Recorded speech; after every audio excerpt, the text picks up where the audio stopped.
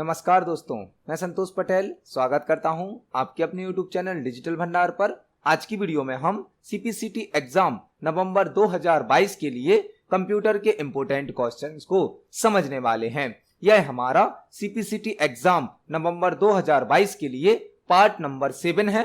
इस वीडियो में हम CPCT एग्जाम के लिए कंप्यूटर से संबंधित 20 इंपोर्टेंट क्वेश्चंस को समझने वाले हैं। तो चलिए शुरुआत करते हैं आज की इस वीडियो का। देखते हैं आज का हमारा पहला क्वेश्चन क्या है। पहला क्वेश्चन हमसे पूछा गया है, MS वर्ड 2016 में मैक्सिमम फॉन्ट साइज कितनी हो सकती है। MS वर्ड 2016 में मैक्सिमम फॉन्ट साइज कितनी हो सकती है। यहां पर हम इस क्वेश्चन को तो समझेंगे, लेकिन इस क्वेश्चन से रिलेटेड हमें 5-6 क्वेश्चन यहां पर तैयार करने मिलने वाले हैं। जब हम एक क्वेश्चन को समझते हैं तो उससे संबंधित हमें 3-4 नए क्वेश्चन और भी समझने मिलते हैं। तो आप सभी क्वेश्चन को नोट जरूर करें, क्योंकि एक क्वेश्चन तो आप पढ़ रहे हैं, समझ रहे हैं, लेकिन इससे रिलेटेड आपको 3-4 क्वेश्चन यहां पर समझने मिलेंगे, क्योंकि एक टॉपिक से रिलेटेड कई प्रकार के क्वेश्चन बन सकते हैं। हम जब एक क्वेश्चन को एक्सप्लेन करते हैं तो उससे रिलेटेड हर टाइप के क्वेश्चन को भी कवर किया जाता है। जैसे कि हमसे पूछा गया है कि MS वर्ड 2016 में मैक्सिमम फॉन्ट साइज कितनी हो सकती है, तो फॉन्ट साइज से संबंधित हम सभी प्रकार के क्वेश्चन को यहां पर कवर करने वाले हैं। जो MS वर्ड 2016 है उसमें मैक्सिमम फॉन्ट साइज हो सकती है 1638 तक, 1638 तक। MS वर्ड में आप अधिकतम फॉन्ट साइज कर सकते हैं 1638, 1638 तक। और मिनिमम फॉन्ट साइज यदि आपसे पूछी जाती है मिनिमम फॉन्ट साइज, तो वह हो सकती है 1। MS वर्ड में मिनिमम फॉन्ट साइज होती है 1 और मैक्सिमम फॉन्ट साइज होती है 1638, 1638। लेकिन जब आप होम टैब से रिबन में जो फॉन्ट साइज का ऑप्शन होता है रिबन में, वहां पर फॉन्ट साइज देखेंगे तो वहां पर आपको मिनिमम फॉन्ट साइज दिखेगी 8 और मैक्सिमम फॉन्ट साइज दिखेगी 72। तो यदि पेपर में क्वेश्चन ऐसा आता है कि MS वर्ड में font size drop down list में मैक्सिमम फॉन्ट साइज क्या होती है ड्रॉप डाउन लिस्ट में, तो वह होगी 72। लेकिन यदि आपसे डायरेक्ट पूछा जाता है कि MS वर्ड में मैक्सिमम फॉन्ट साइज कितनी होती है, तो वह होगी 1638। लेकिन ड्रॉप डाउन लिस्ट में कितनी होती है मैक्सिमम 72। इसी प्रकार से मिनिमम फॉन्ट साइज होती है 1, लेकिन यदि आप ड्रॉप डाउन लिस्ट में देखेंगे तो मिनिमम फॉन्ट साइज आपको दिखेगी 8। यहां पर एक साथ 4 क्वेश्चन तैयार हमने कर लिए। पहला, MS वर्ड में मैक्सिमम फॉन्ट साइज हो सकती है 1638, मिनिमम हो सकती है 1। लेकिन MS वर्ड में जो font size drop down list होती है उसमें मैक्सिमम फॉन्ट साइज होती है 72 और मिनिमम फॉन्ट साइज होती है 8। यहां पर हमने 4 क्वेश्चन तैयार करे। अभी हम इस फॉन्ट साइज टॉपिक से रिलेटेड 4 क्वेश्चन और तैयार करने वाले हैं। अब हम यह सभी क्वेश्चन MS वर्ड पर प्रैक्टिकली भी समझने वाले हैं। तो चलते हैं MS वर्ड सॉफ्टवेयर पर।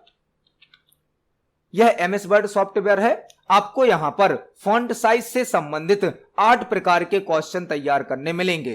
पहला क्वेश्चन, MS वर्ड में मैक्सिमम फॉन्ट साइज कितनी होती है। मैक्सिमम फॉन्ट साइज हो सकती है 1638 तक। आपको शॉर्टकट की से कंट्रोल शिफ्ट ग्रेटर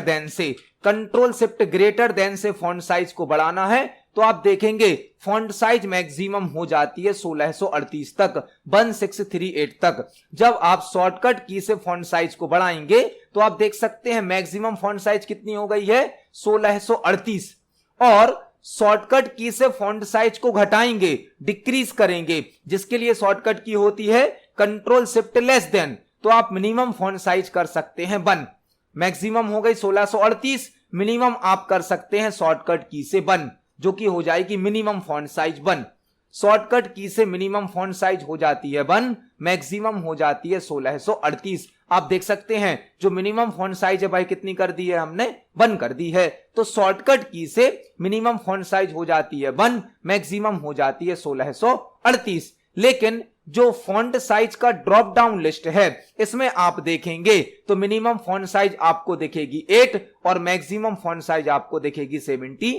तो यदि पेपर में क्वेश्चन ऐसा आता है कि ड्रॉप डाउन लिस्ट में मैक्सिमम फॉन्ट साइज कितनी होती है तो वह होगी 72, मिनिमम कितनी होगी 8। लेकिन एमएस वर्ड में शॉर्टकट की के माध्यम से हम 1638 तक बढ़ा सकते हैं और 1 तक घटा सकते हैं। तो यह हमारे 4 क्वेश्चन हो गए। अब हमें फॉन्ट साइज को बढ़ाने की और घटाने की शॉर्टकट की भी याद करनी है। यदि आप एमएस वर्ड में शॉर्टकट की से फॉन्ट साइज को बढ़ाना चाहते हैं तो शॉर्टकट की होती है control plus shift plus greater than. Control plus shift plus greater than से फॉन्ट साइज को बढ़ाया जाता है और control plus shift plus less than से फॉन्ट साइज को घटाया जाता है।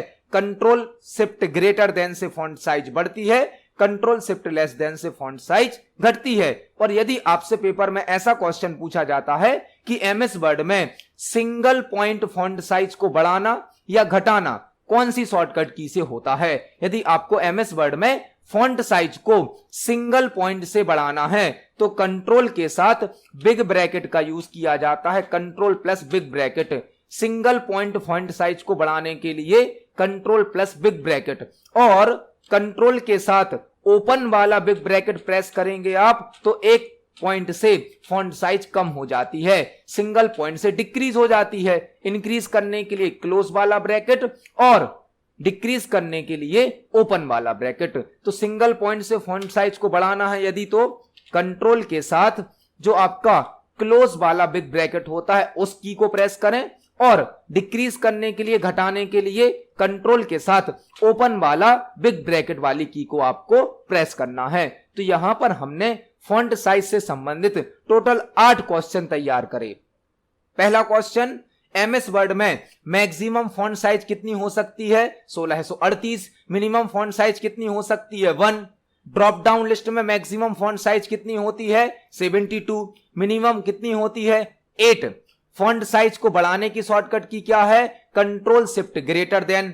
फॉन्ट साइज को घटाने की शॉर्टकट की क्या है कंट्रोल शिफ्ट लेस देन। यदि सिंगल पॉइंट से फॉन्ट साइज को बढ़ाना है तो कंट्रोल के साथ क्लोज वाला बिग ब्रैकेट, और फॉन्ट साइज को सिंगल पॉइंट से घटाना है तो कंट्रोल के साथ ओपन वाला बिग ब्रैकेट। यहां पर एक क्वेश्चन और हम तैयार करेंगे फॉन्ट साइज से संबंधित। एमएस वर्ड में डिफॉल्ट फॉन्ट साइज क्या होती है?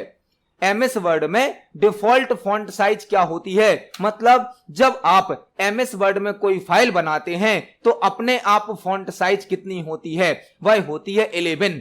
एमएस वर्ड की डिफॉल्ट फॉन्ट साइज होती है 11। तो आपको यहां पर एक और क्वेश्चन तैयार करने मिला। यहां पर हमने फॉन्ट साइज से संबंधित टोटल 9 क्वेश्चन को तैयार करे।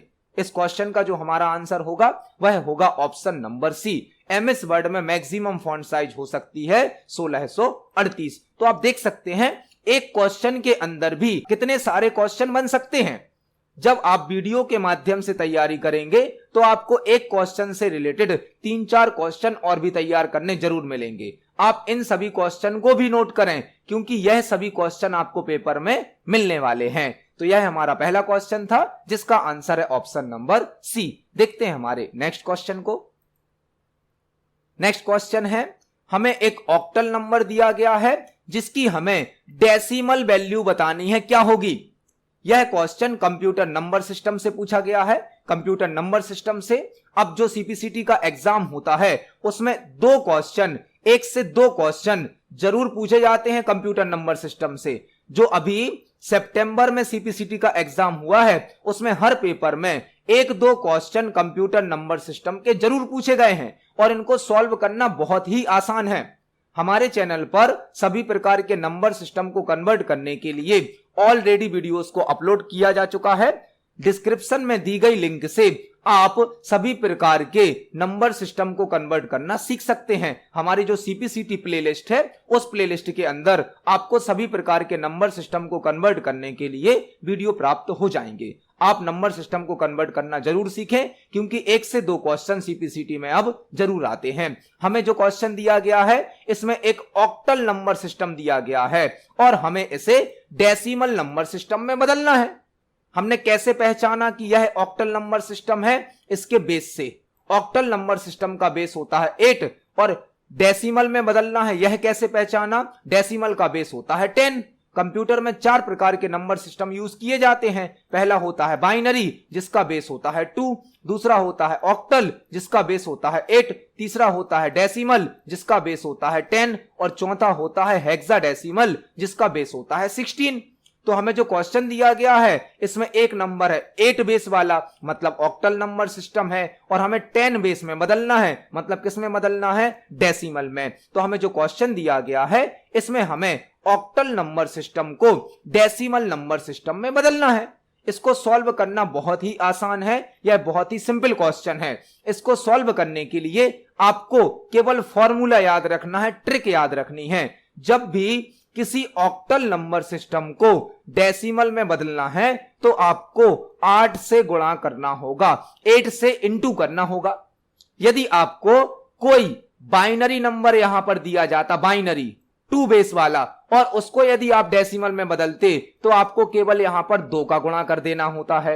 और यदि यहां पर कोई हेक्साडेसिमल नंबर सिस्टम होता जिसका बेस 16 होता है, उसको यदि डेसिमल में बदलना होता तो आपको केवल 16 का गुणा करना होता है। मतलब कोई भी नंबर सिस्टम को जब डेसिमल नंबर सिस्टम में बदला जाता है तो हमें वहां पर गुणा करना होता है। गुणा कितने से करना होता है, जो नंबर सिस्टम हमें दिया गया उसके बेस से। जैसे हमें अभी दिया गया है ऑक्टल नंबर सिस्टम, इसका बेस कितना होता है 8, तो हमें जब इसको डेसिमल में बदलना है तो हम कितने से गुणा करेंगे, 8 से। यदि हमें बाइनरी नंबर दिया होता तो हम 2 से गुणा करते, यदि हमें हेक्साडेसिमल नंबर सिस्टम दिया होता तो हम 16 से गुणा कर देते। अभी हमें दिया गया है ऑक्टल नंबर सिस्टम, तो हम यहां पर गुणा करेंगे किससे, 8 से। और इसको सॉल्व करने से पहले हमें 2 बेसिक नियम पता होने चाहिए कि यदि हम किसी भी नंबर में 0 का गुणा करेंगे तो हमें 0 प्राप्त होगा, और यदि किसी भी नंबर पर 0 की पावर होगी तो उसे 1 माना जाएगा। यदि किसी भी नंबर पर 0 की पावर होगी तो उसकी वैल्यू हो जाती है 1। अब हम इसको सॉल्व कर सकते हैं। हमें जो ऑक्टल नंबर सिस्टम दिया गया है वह है 5, 6। हमने अपने ऑक्टल नंबर को लिखा 5, 6। अब आपको राइट साइड से, पीछे साइड से हर नंबर की एक पोजीशन निकालनी है और पोजीशन स्टार्ट करनी है 0 से।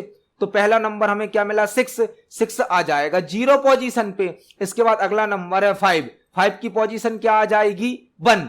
और नंबर होते तो उसकी पोजीशन क्या आ जाती, 2। और नंबर होते तो उसकी पोजीशन क्या आ जाती, 3। जितने भी नंबर आपको दिए गए हैं आपको राइट साइड से, पीछे साइड से हर नंबर की पोजीशन निकालनी है जो कि 0 से स्टार्ट होगी। तो 6 आ गया 0 पोजीशन पे, 5 आ गया 1 पोजीशन पे। इसके बाद हमें पहला नंबर लिखना है। पहला नंबर क्या है, 5। इसमें इंटू करना है हमें 8 से। गुणा कितने से करना है, 8 से। जितनी इस नंबर की पोजीशन है उतने की पावर आपको 8 पर लगा देनी है। तो 5 था हमारा 1 पोजीशन पर, 1 की पावर हमने 8 पर लगा दी, यहां पर प्लस लगाएंगे। दूसरा नंबर क्या है हमारा, 6 में भी इंटू कितने का करेंगे, 8 का। और 6 की पोजीशन कितनी है, 0, तो 0 की पावर लगा देंगे। अब आपको इन दोनों पार्ट को सॉल्व कर देना है। 8 के ऊपर 1 की पावर है मतलब 8 होगा, और 8 का गुणा जब 5 से करेंगे तो कितना आ जाएगा, 40। यहां हो गया 40। अब यहां पर ध्यान से गुणा करेंगे, 8 के ऊपर 0 की पावर है, और कोई भी नंबर पर 0 की पावर होगी तो कितना हो जाता है, 1 हो जाता है। ये हो गया 1 का इंटू 6 से करेंगे तो कितना मिल जाएगा, 6 मिल जाएगा। मतलब जो हमारा आंसर होगा वह होगा 4, 6 मतलब ऑप्शन नंबर ए। आप देख सकते हैं इस नंबर सिस्टम को सॉल्व करना कितना आसान है। आपको कोई भी ऑक्टल नंबर मिलता है तो आपको केवल 8 से गुणा करना है। यहां पर यदि बाइनरी नंबर होगा तो 2 से गुणा कर देना है। यदि यहां पर हेक्साडेसिमल नंबर होगा तो 16 से गुणा कर देना है। आपने एक साथ 3 नंबर सिस्टम को सॉल्व करना सीख लिया जो कि कितने आसान होते हैं। अब सीपीसीटी के पेपर में 1-2 क्वेश्चन नंबर सिस्टम के जरूर आते हैं, आप इनको सॉल्व करना जरूर सीखें क्योंकि सॉल्व करना बहुत ही आसान है और 1 से 2 क्वेश्चन पेपर में जरूर आएंगे। तो इस क्वेश्चन का सही आंसर है ऑप्शन नंबर ए। हमें जो ऑक्टल नंबर दिया गया था उसकी डेसिमल वैल्यू होगी 4, 6। देखते हैं हमारे अगले प्रश्न को। नेक्स्ट क्वेश्चन है, विंडोज ऑपरेटिंग सिस्टम में किसी ऑब्जेक्ट को परमानेंटली डिलीट करने के लिए किस शॉर्टकट की का उपयोग किया जाता है। विंडोज ऑपरेटिंग सिस्टम में किसी ऑब्जेक्ट को परमानेंटली डिलीट करने के लिए किस शॉर्टकट की का उपयोग किया जाता है। यहां पर आपको 2-3 क्वेश्चन तैयार करने मिलेंगे।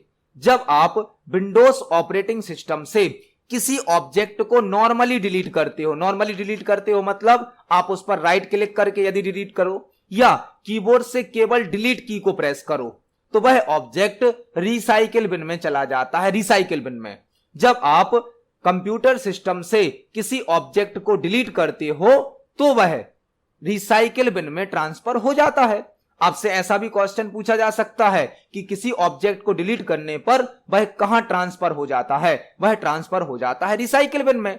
लेकिन रिसाइकिल बिन से हम उसको रिस्टोर भी कर सकते हैं, वापस ला सकते हैं। हमसे यहां पर पूछा गया है यदि हमें किसी ऑब्जेक्ट को परमानेंटली डिलीट करना है तो कौन सी शॉर्टकट की यूज की जाएगी, वह होती है shift plus delete. Shift plus delete permanently delete की शॉर्टकट की होती है। यदि आप किसी ऑब्जेक्ट को परमानेंटली डिलीट करते हो तो वह रिसाइकिल बिन में मूव नहीं होता है। इस क्वेश्चन का सही आंसर होगा option number C. Permanent delete के लिए शिफ्ट प्लस डिलीट का यूज किया जाता है। तो इस क्वेश्चन का सही आंसर है ऑप्शन नंबर सी। देखते हैं हमारे नेक्स्ट क्वेश्चन को। नेक्स्ट क्वेश्चन है, निम्न में से किस टोपोलॉजी में सेंट्रल हब का उपयोग किया जाता है? निम्न में से किस टोपोलॉजी में सेंट्रल हब का उपयोग किया जाता है? यह क्वेश्चन कंप्यूटर नेटवर्क से लिया गया है। निम्न में से किस टोपोलॉजी में सेंट्रल हब का उपयोग किया जाता है? पहले आपको यह पता होना चाहिए कि टोपोलॉजी क्या होती है। टोपोलॉजी किसी नेटवर्क में यूज होने वाले सभी कंपोनेंट का प्रॉपर अरेंजमेंट होती है। एक नेटवर्क को बनाने में कई प्रकार के कंपोनेंट यूज किए जाते हैं। उन सभी कंपोनेंट को प्रॉपरली अरेंज करने के लिए टोपोलॉजी का यूज किया जाता है। टोपोलॉजी कई प्रकार की होती हैं, जैसे कि बस topology, star topology, ring topology, mesh topology, tree topology, hybrid topology. कई प्रकार की टोपोलॉजी होती हैं। हमसे पूछा गया है किस टोपोलॉजी में सेंट्रल हब होता है। सेंट्रल हब मतलब एक सेंटर पॉइंट होता है जहां से पूरे नेटवर्क को कंट्रोल किया जाता है, वह होती है स्टार टोपोलॉजी। स्टार टोपोलॉजी में एक सेंट्रल हब होता है जहां से सभी नोड को, सभी कंप्यूटर सिस्टम को कंट्रोल किया जाता है। इस प्रकार की होती है हमारी स्टार टोपोलॉजी, जिसमें बीच में एक मेन सर्वर या कंप्यूटर होता है जो कि कंप्लीट नेटवर्क को कंट्रोल करता है। नेटवर्क से कनेक्ट हर कंप्यूटर अलग अलग वायर के माध्यम से इस सर्वर से या सेंट्रल हब से कनेक्ट होते हैं, वह होती है हमारी स्टार टोपोलॉजी। तो इस क्वेश्चन का सही आंसर होगा option number B. Star topology में सेंट्रल हब का उपयोग किया जाता है। देखते हैं हमारे अगले प्रश्न को। नेक्स्ट क्वेश्चन है, वेब ब्राउजर में हिस्ट्री लिस्ट को ओपन करने के लिए किस शॉर्टकट की का उपयोग किया जाता है? वेब ब्राउजर में हिस्ट्री लिस्ट को ओपन करने के लिए किस शॉर्टकट की का उपयोग किया जाता है? पहले आपको यह समझना होगा कि वेब ब्राउजर क्या होता है। वेब ब्राउजर एक एप्लीकेशन सॉफ्टवेयर होता है जो कि यूजर के कंप्यूटर में इंस्टॉल होता है, जैसे कि Google Chrome, Mozilla Firefox, opera mini. यह सभी क्या होते हैं? वेब ब्राउजर होते हैं। वेब ब्राउजर का उपयोग वेब पेज और वेबसाइट को ओपन करने के लिए किया जाता है। यदि हमें अपने कंप्यूटर पर, लैपटॉप पर, मोबाइल पर किसी वेबसाइट या वेब पेज को ओपन करना है तो हमें वेब ब्राउजर की आवश्यकता होगी। अब हमसे पूछा गया है वेब ब्राउजर में हिस्ट्री लिस्ट को ओपन करने के लिए किस शॉर्टकट की का उपयोग किया जाता है। हिस्ट्री लिस्ट मतलब आपने अपने ब्राउजर में अभी तक कौन कौन सी वेबसाइट और कौन कौन से वेब पेज पर विजिट किया है वह चेक करने के लिए हिस्ट्री लिस्ट का यूज किया जाता है। हिस्ट्री लिस्ट मतलब जहां पर आपके द्वारा विजिट की गई सभी वेबसाइट और वेब पेज की इंफॉर्मेशन होती है। हिस्ट्री लिस्ट को ओपन करने के लिए Ctrl+H का यूज किया जाता है। Ctrl+H। हिस्ट्री की स्पेलिंग में H होता है, H से आपको याद रखना है। Ctrl+H हिस्ट्री लिस्ट को ओपन करने की शॉर्टकट की होती है। तो इस क्वेश्चन का सही आंसर होगा option number A. Web browser में हिस्ट्री लिस्ट को ओपन करने के लिए Ctrl+H का यूज किया जाता है। देखते हैं हमारे अगले प्रश्न को। नेक्स्ट क्वेश्चन है, MS एक्सेल में फर्स्ट सेल का एड्रेस क्या होता है? MS एक्सेल में फर्स्ट सेल का एड्रेस क्या होता है? बहुत ही बेसिक और सिंपल क्वेश्चन है। MS एक्सेल की जो वर्कशीट होती है वर्कशीट पर मल्टीपल रो और कॉलम होते हैं। एक एक्सेल वर्कशीट में मल्टीपल रो और कॉलम होते हैं। जब एक रो और कॉलम मिलता है, जब एक रो और कॉलम इंटरसेक्ट करता है तो एक सेल क्रिएट होता है। हर सेल का अपना एक यूनिक एड्रेस होता है। सेल के एड्रेस में पहले कॉलम का नेम आता है, फिर रो का नंबर आता है। जब भी किसी सेल का एड्रेस बनता है तो पहले कॉलम का नाम आता है, उसके बाद रो का नंबर आता है। हमसे पूछा गया है फर्स्ट सेल का एड्रेस क्या होगा। कॉलम को हम ABCD से रिप्रेजेंट करते हैं, रो को नंबर से रिप्रेजेंट करते हैं। तो पहला कॉलम होगा A और पहली रो होगी 1, मतलब सेल एड्रेस क्या बन जाएगा, A1। तो एक्सेल के अंदर जो फर्स्ट सेल होता है उसका सेल एड्रेस होता है A1। तो इस क्वेश्चन का सही आंसर होगा option number B. MS Excel में फर्स्ट सेल का एड्रेस होता है A1। इसको हम एक्सेल पर प्रैक्टिकली देख सकते हैं। यह एक्सेल की वर्कशीट है। आप देख सकते हैं कॉलम को यहां पर अल्फाबेट से रिप्रेजेंट किया जा रहा है और रो को नंबर से रिप्रेजेंट किया जा रहा है। जो फर्स्ट सेल होता है, पहला सेल होता है, इसका सेल एड्रेस क्या होगा, A कॉलम और 1 नंबर की रो। तो सेल एड्रेस क्या बन जाएगा हमारा, A1। इस क्वेश्चन का सही आंसर है ऑप्शन नंबर बी। देखते हैं हमारे अगले प्रश्न को। नेक्स्ट क्वेश्चन है पावर पॉइंट का डिफॉल्ट व्यू क्या होता है। पावर पॉइंट का डिफॉल्ट व्यू क्या होता है। पावर पॉइंट जो कि एक प्रेजेंटेशन सॉफ्टवेयर है जिसे माइक्रोसॉफ्ट कंपनी के द्वारा बनाया गया है।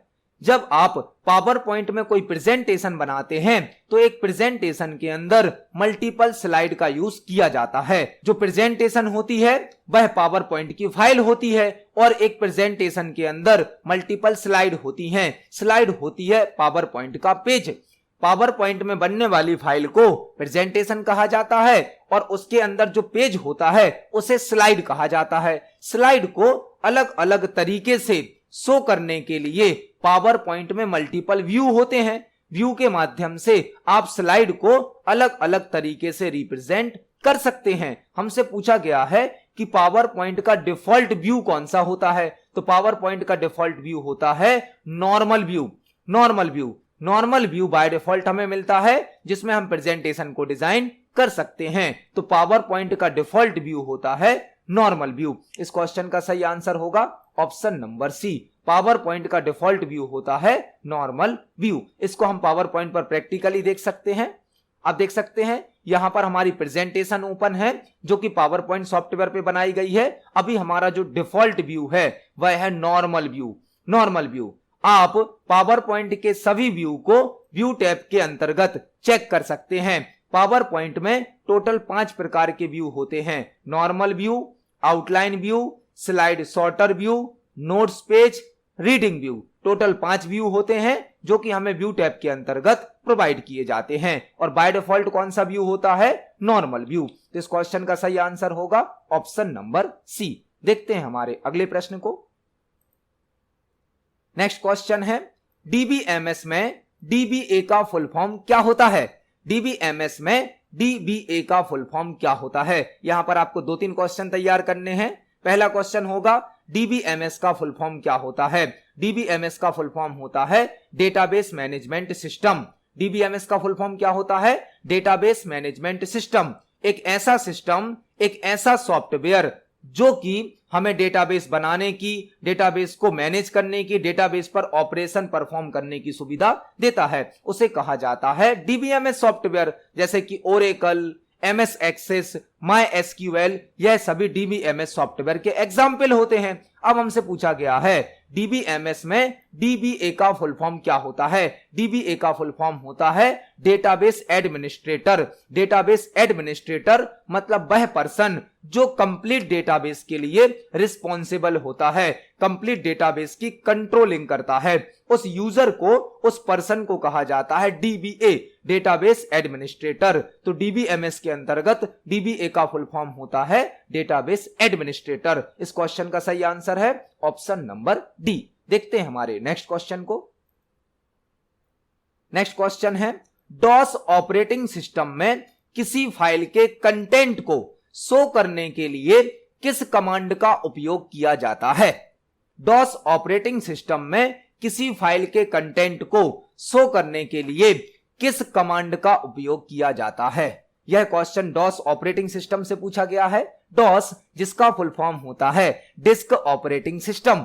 डॉस जिसका फुल फॉर्म होता है डिस्क ऑपरेटिंग सिस्टम। डॉस एक ऑपरेटिंग सिस्टम है जिसे माइक्रोसॉफ्ट कंपनी के द्वारा बनाया गया है। DOS operating system command based होता है, CUI पर वर्क करता है, CUI पर, कैरेक्टर यूजर इंटरफेस पर वर्क करता है। डॉस में वर्क करने के लिए कमांड का उपयोग किया जाता है। मल्टीपल टाइप की कमांड होती हैं, प्रत्येक कमांड किसी फिक्स कार्य को करती है। हमसे पूछा गया है डॉस ऑपरेटिंग सिस्टम में किसी फाइल के कंटेंट को शो करने के लिए किस कमांड का उपयोग किया जाता है? फाइल का कंटेंट मतलब फाइल के अंदर की इंफॉर्मेशन। आपने फाइल में जो भी टाइप किया है यदि उसको शो करना है तो कौन सी कमांड का यूज किया जाएगा? मतलब पहले से बनी हुई फाइल को यदि हमें ओपन करना है तो कौन सी कमांड यूज होगी? इसके लिए डॉस में टाइप कमांड का यूज किया जाता है। टाइप कमांड, डॉस में टाइप कमांड के द्वारा किसी फाइल को ओपन किया जाता है और ओपन करने के बाद उस फाइल के कंटेंट को स्क्रीन पर शो कर दिया जाता है। इस क्वेश्चन का सही आंसर होगा option number C. Type command के द्वारा डॉस में फाइल को ओपन किया जाता है और उसके कंटेंट को शो किया जाता है। एक क्वेश्चन और यहां आप तैयार करें, कॉपी कॉन कमांड। डॉस की एक और कमांड यहां पर हमें मिल गई, copy con command. Copy con command के द्वारा डॉस ऑपरेटिंग सिस्टम में एक फाइल को क्रिएट किया जाता है। यदि हमें किसी फाइल को बनाना है तो कॉपी कॉन कमांड का यूज किया जाएगा और फाइल को ओपन करना है तो टाइप कमांड का यूज किया जाएगा। यहां पर हमने एक साथ 2-3 क्वेश्चन तैयार करे। इस क्वेश्चन का सही आंसर है ऑप्शन नंबर सी। डॉस में फाइल को ओपन करने के लिए टाइप कमांड का यूज किया जाता है। देखते हैं हमारे अगले प्रश्न को। नेक्स्ट क्वेश्चन है, किसी स्टोरेज डिवाइस में क्रिएट होने वाले मेन फोल्डर को क्या कहा जाता है? किसी स्टोरेज डिवाइस में क्रिएट होने वाले मेन फोल्डर को क्या कहा जाता है?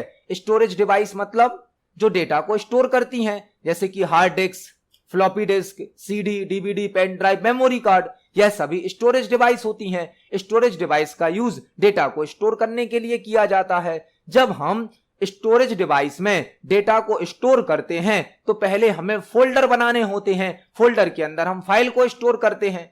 जो फोल्डर होता है उसे डायरेक्टरी भी कहा जाता है। फोल्डर को डायरेक्टरी भी कहा जाता है। हमसे पूछा गया है किसी स्टोरेज डिवाइस में क्रिएट होने वाले मेन फोल्डर को मतलब फर्स्ट फोल्डर को क्या कहा जाता है? उसे कहा जाता है रूट डायरेक्टरी। रूट डायरेक्टरी किसी स्टोरेज डिवाइस में जो फर्स्ट फोल्डर होता है या मेन फोल्डर होता है, मतलब जिस फोल्डर के अंदर बाकी सभी फोल्डर बने होते हैं, जिस डायरेक्टरी के अंदर बाकी सभी डायरेक्टरी बनी होती हैं, उसे क्या कहा जाता है? उसे कहते हैं रूट डायरेक्टरी। मेन फोल्डर को या फर्स्ट फोल्डर को कहा जाता है रूट डायरेक्टरी और फोल्डर के अंदर जो फोल्डर बने होते हैं उन्हें कहा जाता है सब डायरेक्टरी।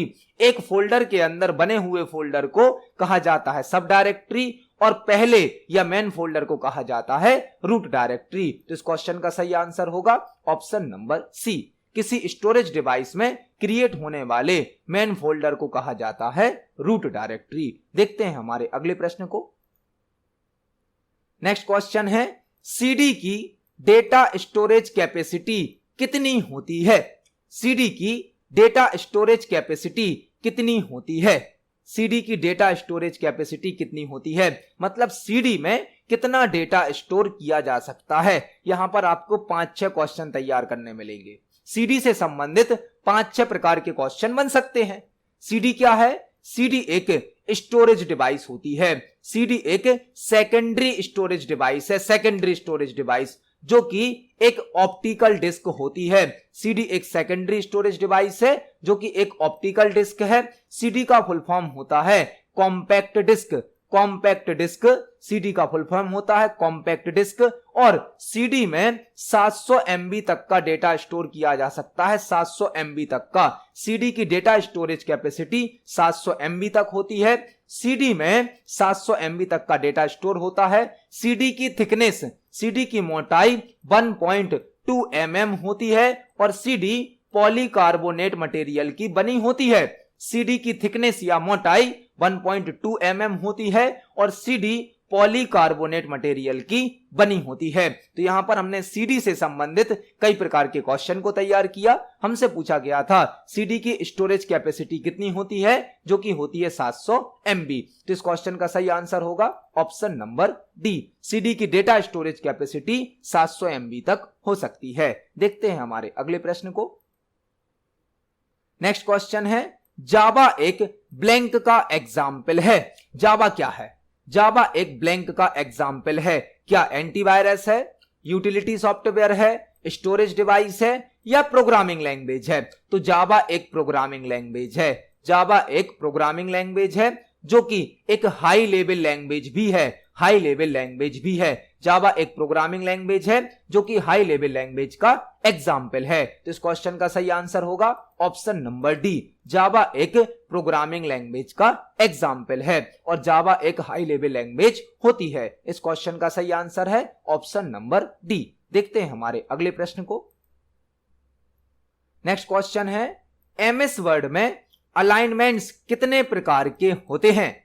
एमएस वर्ड में अलाइनमेंट्स कितने प्रकार के होते हैं? यहां पर आपको 5 क्वेश्चन तैयार करने मिलेंगे। एमएस वर्ड में कितने अलाइनमेंट होते हैं हमसे पूछा गया है। एमएस वर्ड में 4 प्रकार के अलाइनमेंट होते हैं, 4 प्रकार के। पहला होता है लेफ्ट अलाइनमेंट, दूसरा होता है राइट अलाइनमेंट, सेंटर अलाइनमेंट और जस्टिफाइड अलाइनमेंट। एमएस वर्ड में 4 प्रकार के अलाइनमेंट होते हैं, left alignment, right alignment, centre alignment और जस्टिफाइड अलाइनमेंट। लेफ्ट अलाइनमेंट की शॉर्टकट की होती है Ctrl+L, राइट अलाइनमेंट की शॉर्टकट की होती है Ctrl+R, सेंटर अलाइनमेंट की शॉर्टकट की होती है Ctrl+E, Ctrl+E और जस्टिफाइड अलाइनमेंट की शॉर्टकट की होती है Ctrl+J। तो एमएस वर्ड में 4 प्रकार के अलाइनमेंट होते हैं और चारों अलाइनमेंट की अलग अलग शॉर्टकट की होती है। यहां पर हमने एक साथ 5 क्वेश्चन तैयार करे। इस क्वेश्चन का सही आंसर है ऑप्शन नंबर ए। इसको हम एमएस वर्ड पर प्रैक्टिकली देख सकते हैं। एमएस वर्ड में पैराग्राफ सेक्शन में 4 प्रकार के अलाइनमेंट होते हैं, left alignment, centre alignment, right alignment और जस्टिफाइड अलाइनमेंट। 4 प्रकार के अलाइनमेंट होते हैं। तो इस क्वेश्चन का सही आंसर होगा ऑप्शन नंबर ए। देखते हैं हमारे अगले प्रश्न को। नेक्स्ट क्वेश्चन है, लाइनेक्स ऑपरेटिंग सिस्टम में किसी फाइल से लाइंस, वर्ड्स, कैरेक्टर्स को काउंट करने के लिए किस कमांड का उपयोग किया जाता है? लाइनेक्स ऑपरेटिंग सिस्टम में किसी फाइल से लाइंस, वर्ड्स, कैरेक्टर्स को काउंट करने के लिए किस कमांड का उपयोग किया जाता है? यह क्वेश्चन लाइनेक्स ऑपरेटिंग सिस्टम से पूछा गया है। लाइनेक्स जो कि एक ऑपरेटिंग सिस्टम है, एक सिस्टम सॉफ्टवेयर है जिसे लिनस टोरवाल्ड के द्वारा बनाया गया है। लाइनेक्स एक ऑपरेटिंग सिस्टम है, एक सिस्टम सॉफ्टवेयर है जिसे लिनस टोरवाल्ड के द्वारा बनाया गया है। लाइनेक्स एक फ्री ऑपरेटिंग सिस्टम है, एक ओपन सोर्स ऑपरेटिंग सिस्टम है। हमसे पूछा गया है लाइनेक्स में ऐसी कौन सी कमांड है जो किसी फाइल से लाइंस को, वर्ड्स को और कैरेक्टर्स को काउंट करती है। उसके लिए यूज किया जाता है WC कमांड का। WC कमांड, WC का फुल फॉर्म होता है वर्ड काउंट। एमएस वर्ड के अंदर हमने लाइनेक्स में कमांड तो समझ ली WC है, लेकिन एमएस वर्ड के अंदर इसी काम को करने के लिए एक ऑप्शन होता है word count. Word count option MS word की फाइल की रिपोर्ट शो करता है कि आपकी फाइल में कितने पेज हैं, कितनी लाइन है, कितने पैराग्राफ हैं। एमएस वर्ड में यह ऑप्शन होता है वर्ड काउंट के नाम से और लाइनेक्स में यह काम करती है WC कमांड। तो इस क्वेश्चन का सही आंसर होगा option number A. WC command मतलब कि वर्ड काउंट कमांड किसी फाइल से लाइन, वर्ड, कैरेक्टर को काउंट करती है और रिपोर्ट को स्क्रीन पर शो करती है। तो इस क्वेश्चन का सही आंसर है ऑप्शन नंबर ए। देखते हैं हमारे अगले प्रश्न को। नेक्स्ट क्वेश्चन है, एमएस एक्सेल में टेबल के डेटा को ग्राफ में रिप्रेजेंट करने के लिए किस ऑप्शन का उपयोग किया जाता है? एमएस एक्सेल में टेबल के डेटा को ग्राफ में रिप्रेजेंट करने के लिए किस ऑप्शन का उपयोग किया जाता है? आपने एमएस एक्सेल में जो टेबल बनाई है, यदि उस टेबल के डेटा को आपको ग्राफ में या ग्राफिकली रिप्रेजेंट करना है तो आप कौन सा ऑप्शन यूज करेंगे? यह बहुत ही इंपॉर्टेंट टॉपिक है। इस क्वेश्चन का सही आंसर होगा option number C, chart. Chart CPCT के एग्जाम में चार्ट से संबंधित 3-4 क्वेश्चन जरूर पूछे जाते हैं। जो सीपीसीटी का एग्जाम होता है उसमें एक्सेल से चार्ट टॉपिक के अंतर्गत 3-4 क्वेश्चन जरूर आते हैं। हमसे पूछा गया है टेबल के डेटा को ग्राफ में रिप्रेजेंट करने के लिए किस ऑप्शन का यूज किया जाता है, वह ऑप्शन होता है चार्ट। यहां पर हम चार्ट से संबंधित 4-5 क्वेश्चन को तैयार करने वाले हैं। एक क्वेश्चन तो हमने अभी तैयार किया कि डेटा को ग्राफ में रिप्रेजेंट करने के लिए किसका यूज किया जाता है, चार्ट का। आपको दूसरा क्वेश्चन तैयार करना है चार्ट ऑप्शन किस टैब में प्राप्त होता है, तो एमएस एक्सेल के इंसर्ट टैब में चार्ट ऑप्शन प्राप्त होता है। एमएस एक्सेल के इंसर्ट टैब में चार्ट ऑप्शन प्राप्त होता है। चार्ट क्रिएट करने के लिए F11 शॉर्टकट की का यूज किया जाता है। यदि आपको शॉर्टकट की के माध्यम से चार्ट क्रिएट करना है तो आप F11 शॉर्टकट की या F11 फंक्शन की का यूज कर सकते हैं। जब आप F11 शॉर्टकट की से चार्ट क्रिएट करेंगे तो जो चार्ट बनेगा वह एक नई वर्कशीट पर बनेगा। मतलब जिस वर्कशीट पर आपकी टेबल है उस सेम वर्कशीट पर चार्ट नहीं बनेगा, आपका चार्ट एक नई वर्कशीट पर बनेगा। यदि आपको सेम उसी वर्कशीट पर चार्ट बनाना है जिस वर्कशीट पर आपकी टेबल है तो आप Alt प्लस F1 शॉर्टकट की का यूज करें। Alt प्लस F1 शॉर्टकट की से जो चार्ट क्रिएट होता है उसे कहा जाता है एम्बेडेड चार्ट। एम्बेडेड चार्ट मतलब उसी वर्कशीट पर बनता है जिस वर्कशीट पर हमारी टेबल होती है। सेम वर्कशीट पर चार्ट बनाने के लिए Alt प्लस F1 का यूज किया जाता है जो कि एम्बेडेड चार्ट की शॉर्टकट की होती है। और एमएस एक्सेल का जो डिफॉल्ट चार्ट होता है, डिफॉल्ट चार्ट वह होता है कॉलम चार्ट। एमएस एक्सेल के अंदर चार्ट का जो डिफॉल्ट टाइप होता है वह कौन सा चार्ट होता है, कॉलम चार्ट। तो यहां पर हमने चार्ट से संबंधित 5-6 क्वेश्चन को तैयार किया। टेबल के डेटा को ग्राफ में कौन रिप्रेजेंट करता है, चार्ट। चार्ट ऑप्शन कहां प्राप्त होता है, इंसर्ट टैब में। चार्ट को क्रिएट करने की शॉर्टकट की क्या है, F11। लेकिन एम्बेडेड चार्ट को बनाने की शॉर्टकट की क्या है, Alt प्लस F1। और एक्सेल में चार्ट का डिफॉल्ट टाइप कौन सा होता है, कॉलम चार्ट। तो इस क्वेश्चन का सही आंसर होगा ऑप्शन नंबर सी। टेबल के डेटा को ग्राफ में रिप्रेजेंट करने के लिए चार्ट का उपयोग किया जाता है। देखते हैं हमारे अगले प्रश्न को। आईपी प्रोटोकॉल के कितने वर्जन्स हैं, आईपी प्रोटोकॉल के कितने वर्जन्स हैं। आईपी जिसका फुल फॉर्म होता है internet protocol. IP CPCT exam के लिए एक इंपॉर्टेंट टॉपिक है। आईपी से संबंधित 1-2 क्वेश्चन सीपीसीटी के पेपर में जरूर पूछे जाते हैं। आईपी बहुत ही इंपॉर्टेंट टॉपिक है सीपीसीटी एग्जाम के लिए। इस टॉपिक से संबंधित हमने प्रीवियस वीडियोस में भी कई क्वेश्चन को तैयार किया है। आज फिर हम उन सभी क्वेश्चन को यहां पर तैयार करेंगे। आईपी से संबंधित कई प्रकार के क्वेश्चन पेपर में आते हैं। पहला क्वेश्चन क्या बन सकता है, आईपी का फुल फॉर्म क्या होता है। आईपी का फुल फॉर्म होता है इंटरनेट प्रोटोकॉल। आईपी का फुल फॉर्म क्या होता है, इंटरनेट प्रोटोकॉल। हमसे पूछा गया है आईपी प्रोटोकॉल के कितने वर्जन्स होते हैं, तो आईपी प्रोटोकॉल के 2 वर्जन होते हैं। आईपी प्रोटोकॉल के 2 वर्जन होते हैं। एक होता है इंटरनेट प्रोटोकॉल वर्जन 4 और एक होता है internet protocol version 6। IP protocol के 2 वर्जन होते हैं, IP version 4, IP version 6। IP version 4 में आईपी एड्रेस की साइज होती है 32 बिट्स, 32 बिट। और आईपी वर्जन 6 में आईपी एड्रेस की साइज होती है 128 बिट, मतलब 128 बिट। अभी आपने यहां पर 4 क्वेश्चन तैयार करे। आईपी का फुल फॉर्म होता है इंटरनेट प्रोटोकॉल। आईपी प्रोटोकॉल के 2 वर्जन होते हैं। एक वर्जन होता है आईपी वर्जन 4 जिसमें आईपी एड्रेस की साइज होती है 32 बिट। एक होता है आईपी वर्जन 6 जिसमें आईपी एड्रेस की साइज होती है 128 बिट्स। अब आपसे पूछा जा सकता है आईपी एड्रेस क्या होता है। आईपी एड्रेस क्या होता है, किसी कंप्यूटर का एक यूनिक एड्रेस, एक यूनिक नंबर जिसके द्वारा उस कंप्यूटर को नेटवर्क में पहचाना जाता है। क्वेश्चन ऐसा भी पूछा जा सकता है कि नेटवर्क में किसी कंप्यूटर को पहचानने के लिए, आइडेंटिफाई करने के लिए किसका उपयोग किया जाता है, तो वहां पर आईपी एड्रेस का यूज किया जाता है। आपसे क्वेश्चन पूछा जा सकता है आईपी एड्रेस की कितनी क्लास हैं। आईपी एड्रेस की टोटल 5 क्लास हैं, 5 क्लास, जो कि क्लास ए से लेकर क्लास ई तक हैं। Class A, class B, class C, class D और क्लास ई। तो आईपी से संबंधित जो जो क्वेश्चन बन सकते हैं हमने सभी क्वेश्चंस को यहां पर समझा। हमसे पूछा गया था आईपी प्रोटोकॉल के कितने वर्जन्स होते हैं, तो भाई होते हैं 2 वर्जन्स। इस क्वेश्चन का सही आंसर होगा option number A, IP protocol के 2 वर्जन होते हैं। देखते हैं हमारे अगले प्रश्न को। नेक्स्ट क्वेश्चन है, निम्न में से कौन सा सॉफ्टवेयर यूटिलिटी सॉफ्टवेयर का एग्जाम्पल है? निम्न में से कौन सा सॉफ्टवेयर यूटिलिटी सॉफ्टवेयर का एग्जाम्पल है? पहले आपको यह समझना होगा कि यूटिलिटी सॉफ्टवेयर क्या होते हैं। यूटिलिटी सॉफ्टवेयर वह सॉफ्टवेयर होते हैं जो कि हमारे कंप्यूटर सिस्टम का मेंटेनेंस करते हैं, कंप्यूटर सिस्टम की देखरेख करते हैं और कंप्यूटर सिस्टम की परफॉर्मेंस को बढ़ा देते हैं। कंप्यूटर सिस्टम का मेंटेनेंस करने के लिए, कंप्यूटर सिस्टम की परफॉर्मेंस को इंक्रीज करने के लिए यूटिलिटी सॉफ्टवेयर का यूज किया जाता है। यहां पर जो ऑप्शन दिए गए हैं, मोजिला फायरफॉक्स, यह तो एक वेब ब्राउजर है।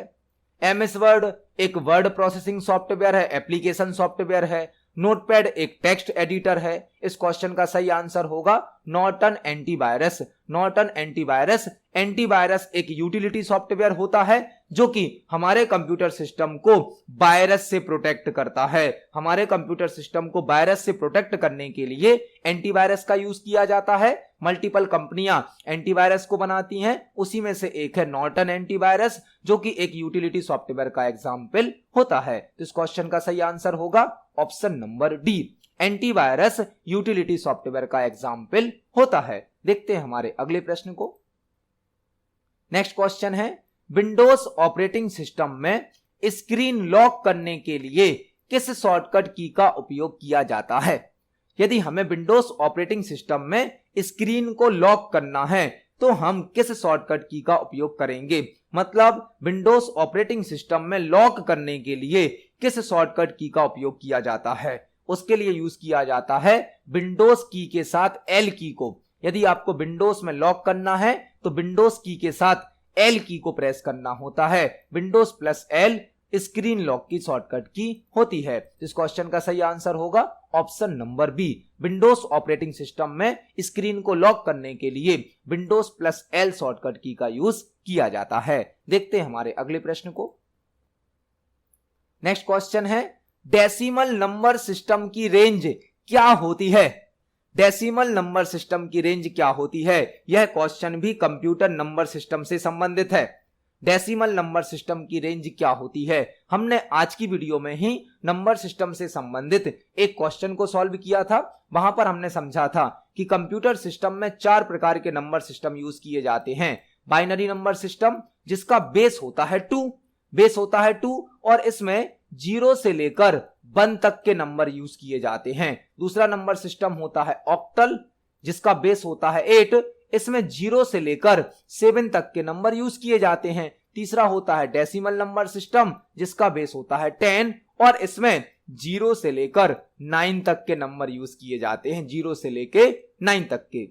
जो लास्ट नंबर सिस्टम होता है हेक्साडेसिमल नंबर सिस्टम, इसमें 0 से लेकर F तक के नंबर या अल्फाबेट स्टोर किए जाते हैं, क्योंकि 0 से लेकर 9 तक नंबर यूज किए जाते हैं, लेकिन 9 के बाद जो 10 होता है उसे A से रिप्रेजेंट कर दिया जाता है, जो 11 होता है उसे B से रिप्रेजेंट कर दिया जाता है, जो 12 होता है उसे C से रिप्रेजेंट कर दिया जाता है, 13 को D से रिप्रेजेंट कर दिया जाता है, 14 को E से रिप्रेजेंट कर दिया जाता है और 15 को F से रिप्रेजेंट कर दिया जाता है। जो हेक्साडेसिमल नंबर सिस्टम है इसमें 0 से लेकर F तक के नंबर स्टोर किए जाते हैं। F का मतलब होता है 15, E का मतलब होता है 14, D का मतलब होता है 13, C का मतलब होता है 12, B का मतलब होता है 11 और A का मतलब होता है 10। हमसे पूछा गया था डेसिमल नंबर सिस्टम की रेंज, जो कि होती है 0 से लेकर 9 तक। तो इस क्वेश्चन का सही आंसर होगा option number D, decimal number system की रेंज होती है 0 से लेकर 9 तक। इस क्वेश्चन का सही आंसर है ऑप्शन नंबर डी। देखते हैं हमारे अगले प्रश्न को। नेक्स्ट क्वेश्चन है, हमें एक बाइनरी नंबर दिया गया है जिसका हमें वंस कॉम्प्लीमेंट या फर्स्ट कॉम्प्लीमेंट बताना है, क्या होगा? यह बहुत ही बेसिक और बहुत ही सिंपल क्वेश्चन है। यदि आप हमारे प्रीवियस वीडियोस को देख रहे हैं तो आपको इस क्वेश्चन को सॉल्व करना बहुत आसान होगा, क्योंकि सीपीसीटी के एग्जाम में कई बार फर्स्ट कॉम्प्लीमेंट का या वंस कॉम्प्लीमेंट का क्वेश्चन आ चुका है, जिसको सॉल्व करना बहुत ही आसान है। यह बहुत ही बेसिक क्वेश्चन है। 1 नंबर यहां पर आपका पक्का होने वाला है, क्योंकि सीपीसीटी के एग्जाम में एक क्वेश्चन कई बार आया है कॉम्प्लीमेंट से। फर्स्ट कॉम्प्लीमेंट हमसे पूछा गया है, जो कि बहुत बेसिक और सिंपल क्वेश्चन है। आपको कोई भी बाइनरी नंबर का यदि फर्स्ट कॉम्प्लीमेंट वंस कॉम्प्लीमेंट निकालना है, इसको सॉल्व करना बहुत ही आसान है। आपको जो भी बाइनरी नंबर दिया गया है आप उसको लिखें 1 0 1 1 0। यह हमारा क्वेश्चन का नंबर है। अब जहां जहां पर 1 है आप उसको 0 से बदल दें, और जहां जहां पर 0 है उसको 1 से बदल दें, आपका आंसर आ जाएगा। पहला नंबर है 1, हमने इसको 0 से बदला। दूसरा नंबर है 0, हमने इसको 1 से बदला। तीसरा नंबर है 1, 0 से बदलेंगे। चौथा नंबर है 1, 0 से बदलेंगे। पांचवा नंबर है 0, तो 1 से बदल देंगे। यह हमारा आंसर आ गया। अभी जो सितंबर में सीपीसीटी का एग्जाम हुआ है उसमें भी 1-2 पेपर में वंस कॉम्प्लीमेंट का क्वेश्चन आया है, वंस कॉम्प्लीमेंट या फर्स्ट कॉम्प्लीमेंट, जो कि बहुत ही आसान है। आपको केवल 1 को 0 में बदलना है, 0 को 1 में बदलना है, आपका क्वेश्चन सॉल्व हो जाएगा, आंसर आ जाएगा। आप देख सकते हैं फर्स्ट कॉम्प्लीमेंट निकालना कितना आसान है। आपको केवल 1 को 0 में बदलना है, 0 को 1 में बदलना है। हमारा आंसर होगा ऑप्शन नंबर बी। हमें जो बाइनरी नंबर दिया था उसका फर्स्ट कॉम्प्लीमेंट होगा 01001। तो इस क्वेश्चन का सही आंसर है option number B. First complement को या वंस कॉम्प्लीमेंट को कैलकुलेट करना बहुत आसान है। इस प्रकार के क्वेश्चन भी पेपर में आ जाते हैं। तो इस क्वेश्चन का सही आंसर होगा ऑप्शन नंबर बी। आज की वीडियो में हमने सीपीसीटी एग्जाम के लिए कंप्यूटर से संबंधित 20 इंपोर्टेंट क्वेश्चन को समझा। आपने यहां पर देखा होगा, जब हम एक क्वेश्चन को समझते हैं तो उस क्वेश्चन से संबंधित हम सभी प्रकार के क्वेश्चन को कवर कर लेते हैं, क्योंकि पेपर में हो सकता है आपने जो क्वेश्चन हमसे पढ़ा या किसी बुक से पढ़ा वो ना आया, लेकिन उससे मिलता जुलता यदि कोई दूसरा क्वेश्चन आ जाए तो आपसे जरूर बनना चाहिए। और ऐसा ही पेपर में होता है। आप जो क्वेश्चन पढ़ के जाते हैं, जो क्वेश्चन आपको याद होता है, उससे रिलेटेड थोड़ा सा घुमा फिराकर क्वेश्चन दे दिया जाता है। हमारा यह प्रयास है कि आप जो भी क्वेश्चन तैयार कर रहे हैं उससे संबंधित हर टाइप के क्वेश्चन आपसे बने, क्योंकि आपने जो टॉपिक पढ़ा है उससे संबंधित कोई भी क्वेश्चन आ जाए तो आप उसको सॉल्व कर पाएं। तो आज की वीडियो में हमने 20 इंपोर्टेंट क्वेश्चंस को पढ़ा, समझा। इन सभी क्वेश्चंस को पढ़ें, समझें। यदि आपका कोई क्वेश्चन है, कोई डाउट है तो कमेंट सेक्शन में जरूर पूछिए। वीडियो पसंद आती है तो वीडियो को लाइक करें, ज्यादा से ज्यादा शेयर करें। मिलते हैं अगली वीडियो में। धन्यवाद।